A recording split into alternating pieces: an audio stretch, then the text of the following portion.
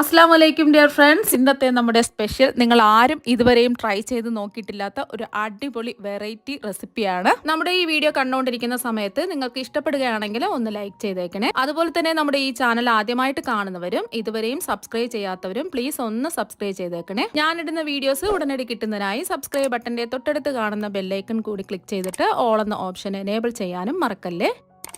അപ്പോൾ ആദ്യത്തിന് ഇതിനായിട്ട് ഞാനിവിടെ ഒരു പാൻ ചൂടാക്കാൻ വെച്ചിട്ടുണ്ട്. ഇതിലേക്ക് 250 ml കപ്പിന് 1 കപ്പ് റവ ഇട്ട് കൊടുക്കാം. റോസ്റ്റ് ചെയ്തതോ റോസ്റ്റ് ചെയ്യാത്തതോ ഏത് റവ വേണമെങ്കിലും എടുക്കാവുന്നതാണ്. ഒരു 4-5 മിനിറ്റ് ഫ്ലെയിം കുറച്ച് വെച്ചിട്ട് ഒന്ന് നമുക്ക് റോസ്റ്റ് ചെയ്തെടുക്കാം. നിറം മാറാത്ത രീതിയിൽ വേണം ഇത് റോസ്റ്റ് ചെയ്തെടുക്കാൻ. വലിയ തരിയുള്ള റവയാലും കുഴപ്പമില്ല, ചെറിയ തരിയുള്ള റവയാലും കുഴപ്പമില്ല. അപ്പം ഈ റവ വറുത്തെടുക്കുന്ന സമയം കൊണ്ട് ഒരു 1/2 ലിറ്റർ പാല് തിളപ്പിക്കാൻ വയ്ക്കുക സ്റ്റൗവിൽ.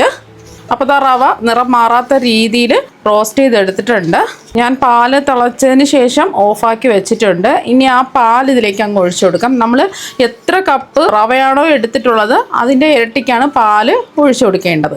2 കപ്പ് പാല് ഒഴിച്ചു കൊടുക്കാം. ചൂടുള്ള പാലാണ്. എന്നിട്ട് ഇളക്കി കൊടുത്തുകൊണ്ടേ ഇരിക്കുക. നമ്മൾ ഗ്ലാസ്സിലാണ് റവ അളന്നെടുക്കുന്നതെങ്കിൽ ആ ഗ്ലാസിൻ്റെ അളവിൽ തന്നെ 2 ഗ്ലാസ് പാല് എടുക്കുക. അപ്പോൾ ഫ്ലെയിം കുറച്ച് തന്നെ വെക്കുക. എന്നിട്ട് ഇതുപോലെ ഒന്ന് ഇളക്കി കൊടുക്കുക. കട്ടകളെല്ലാം ഉടഞ്ഞു വന്നോളും. ഇതുപോലെ ഒന്ന് പ്രസ് ചെയ്ത് ഇളക്കി കൊടുക്കുക. അപ്പോൾ ഇനി കുറച്ച് പാലിൻ്റെ ആവശ്യം കൂടെ ഉണ്ട്. ഒരു 1/4 ഗ്ലാസ് പാലും കൂടെ ഉണ്ട്. അതും കൂടെ ഇതിലേക്ക് അങ്ങ് ഒഴിച്ചു കൊടുക്കാം. നമ്മളെടുക്കുന്ന ഓരോ റവയ്ക്കനുസരിച്ച് നമ്മൾ എടുക്കുന്ന പാലിൻ്റെ അളവിനും വ്യത്യാസം ഉണ്ടാവും. നല്ല സ്മൂത്തായിട്ട് വേണം ഇത് കിട്ടാൻ. ഇതുപോലെ സ്പാച്ചില വെച്ചിട്ടോ തടിത്തവി വെച്ചിട്ടോ ഇതുപോലത്തെ പ്രസ് ചെയ്ത് കട്ടകളെല്ലാം ഉടച്ചു കൊടുക്കുക. ഫ്ലെയിം കുറച്ച് വെച്ചിട്ട് തന്നെ ചെയ്തിട്ടെടുക്കുക. അപ്പോൾ കട്ടകളെല്ലാം ഉടഞ്ഞ് റവ നല്ല സ്മൂത്തായിട്ട് വന്നിട്ടുണ്ട്. ഇതുപോലെ ഒന്ന് സ്പാച്ചില വെച്ചിട്ടോ തവി വെച്ചിട്ടോ ഇതുപോലെ ഒന്ന് ആക്കി കൊടുക്കുക. ഇതുപോലെ തേച്ച് വിടുന്ന സമയത്ത് കട്ടകളെല്ലാം ഉടഞ്ഞ് കിട്ടിക്കോളും. ഇനി ഇതിലേക്ക് നമ്മൾ ഒരു 2 ടീസ്പൂൺ നെയ്യ് ചേർത്ത് കൊടുക്കാം. എന്നിട്ട് ഒന്നുകൂടി എല്ലാം കൂടിയിട്ട് ഒന്ന് മിക്സ് ചെയ്ത് യോജിപ്പിച്ചെടുക്കാം.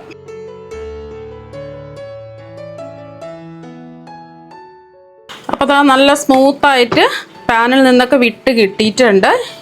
റവയൊക്കെ നല്ലതുപോലെ വെന്ത് സോഫ്റ്റായി കിട്ടിയിട്ടുണ്ട്. ഇനി നമുക്ക് ഫ്ലെയിം ഓഫാക്കിയിട്ട് ഇത് ഒരു ബൗളിലേക്ക് മാറ്റാം. ചൂട് ഒരുപാട് മാറരുത്, എന്നാൽ പിന്നെ നമുക്ക് അത് കുഴച്ച് സോഫ്റ്റാക്കി എടുക്കാൻ പറ്റില്ല.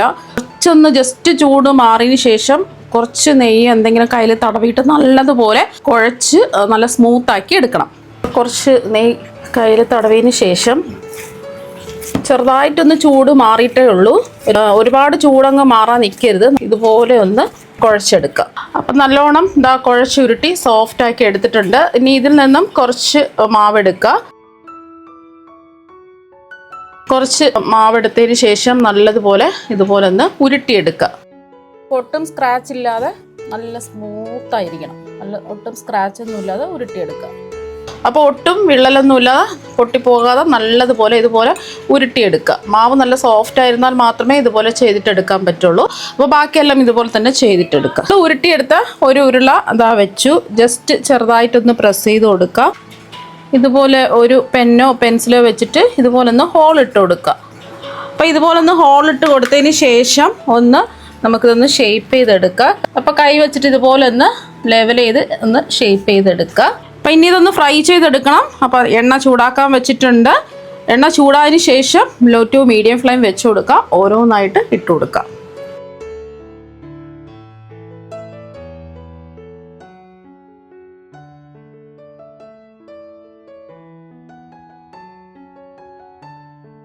കൊടുത്തിട്ട് ഉടനെ തന്നെ നമ്മൾ ഇളക്കി കൊടുക്കരുത്. ഒരു 10 സെക്കൻഡോ 20 സെക്കൻഡോ കഴിഞ്ഞതിന് ശേഷം ജസ്റ്റ് ഒന്ന് മെല്ലെ ഒന്ന് ഇളക്കി കൊടുക്കുക.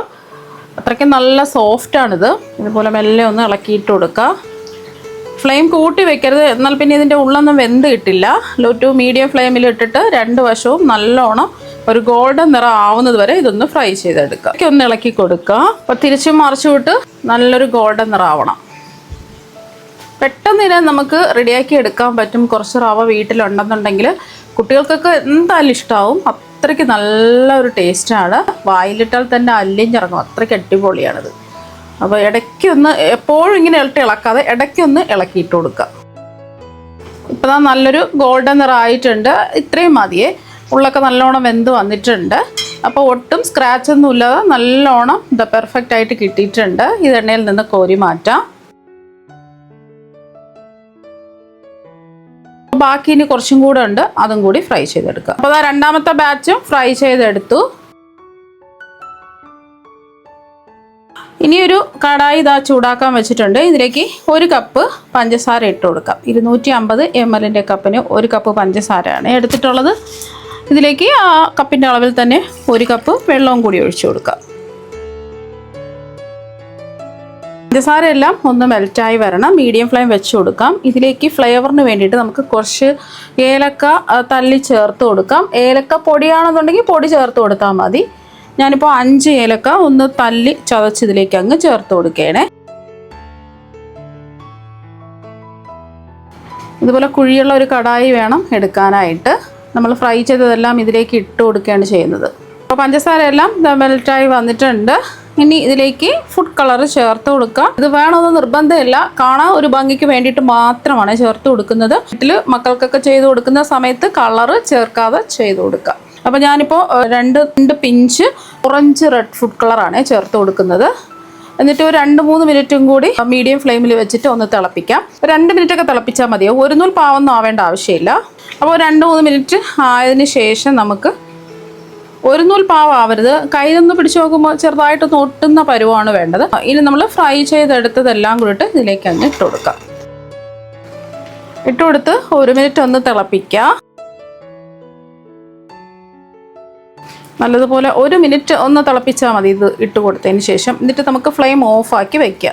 ആ ചൂടിലിരുന്നിട്ട് ഈ പഞ്ചസാര പാനിയൊക്കെ എല്ലാത്തിനും പിടിച്ച് കിട്ടും. അത് 1 മിനിറ്റ് ആയിട്ടുണ്ട്. ഇനി നമുക്ക് ഫ്ലെയിം ഓഫാക്കി വെക്കാം. ഇത് ഒരു അരമണിക്കൂർ ഇങ്ങനെ തന്നെ ഇരിക്കട്ടെ. അരമണിക്കൂറോ 1 മണിക്കൂറോ വെക്കുന്നത് നല്ലതായിരിക്കും. ആ പഞ്ചസാര പാനിയും കളറും ഒക്കെ പിടിച്ച് ഒന്ന് സെറ്റായി കിട്ടും. ഫ്ലെയിം ഓഫാക്കാം. വേണമെങ്കിൽ മൂടി വെച്ച് കൊടുക്കാം. ഇതിൻ്റെ ചൂടൊക്കെ നല്ലതുപോലെ മാറി ഒരു അരമണിക്കൂർ 1 മണിക്കൂറൊക്കെ വെച്ചിട്ട് എടുത്തിട്ടുള്ളതാണ്. നല്ല വീർത്ത് സോഫ്റ്റായിട്ട് വന്നിട്ടുണ്ട്. പഞ്ചസാര പാനിയൊക്കെ പിടിച്ച് നല്ല അടിപൊളിയായിട്ട് വന്നിട്ടുണ്ട്. അപ്പോൾ നല്ല സോഫ്റ്റായിട്ടാണ് ഇരിക്കുന്നത്. ഇത് ഒരു ദിവസം വരെ വെച്ചിട്ട് എടുക്കാവുന്നതാണ്. അപ്പോൾ കുറച്ചും കൂടെ നല്ലോണം വീർത്ത് പഞ്ചസാരയൊക്കെ പാനിയൊക്കെ പിടിച്ച് റെഡിയായി കിട്ടും. ഇനി ഇത് ഒരു പ്ലേറ്റിലേക്ക് മാറ്റാം. വീട്ടിലുള്ള വെറും 3 ചേരുവകൾ വെച്ചിട്ടാണ് ഈ സ്വീറ്റ് തയ്യാറാക്കിയിട്ടുള്ളത്. റവയും പാലും പഞ്ചസാരയും മാത്രമേ ഉള്ളൂ. അപ്പം നല്ല പഞ്ഞി പോലെ സോഫ്റ്റ് ആയിട്ടാണ് ഇരിക്കുന്നത്. ഞാൻ ഒരെണ്ണം കാണിച്ചു തരാം. നല്ല ജ്യൂസി ആയിട്ടാണ് ഇരിക്കുന്നത്. കണ്ടില്ലേ, നല്ല ജ്യൂസി ആയിട്ട് നല്ല സോഫ്റ്റാണ്. ഇതിൻ്റെ ഉള്ളൊക്കെ കണ്ടില്ലേ, നല്ല അടിപൊളിയായിട്ട് നല്ല സോഫ്റ്റ് ആയിട്ടാണ് ഇരിക്കുന്നത്.